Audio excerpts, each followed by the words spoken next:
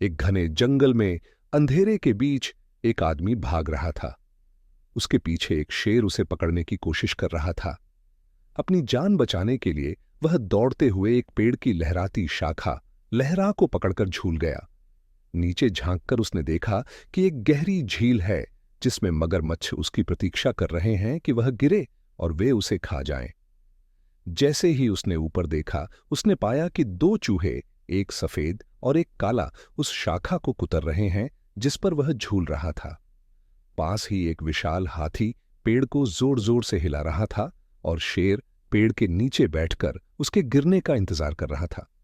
ऐसे खतरों से घिरे हुए उस आदमी की नजर मधुमक्खियों के छत्ते पर पड़ी, जो शुद्ध मधु, शहद से भरा हुआ था।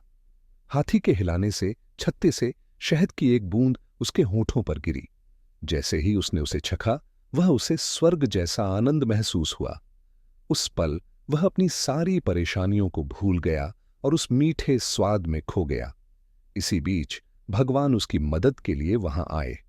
उन्होंने उसे बचाने का प्रस्ताव दिया, लेकिन आदमी ने भगवान को रुकने को कहा, क्योंकि वह उस शहद की बूंदों का स्वाद बार बार लेना चाहता था।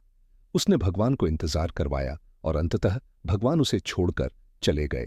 यह कहानी हमें यह सिखाती है, जंगल इस संसार का प्रतीक है। शेर मृत्यु है जो हर समय हमारा पीछा करता है। सफेद और काले चूहे दिन और रात हैं जो हमारे जीवन को धीरे धीरे समाप्त कर रहे हैं। हाथी हमारा अहंकार है जो हमारी स्थिति को और अस्थिर करता है।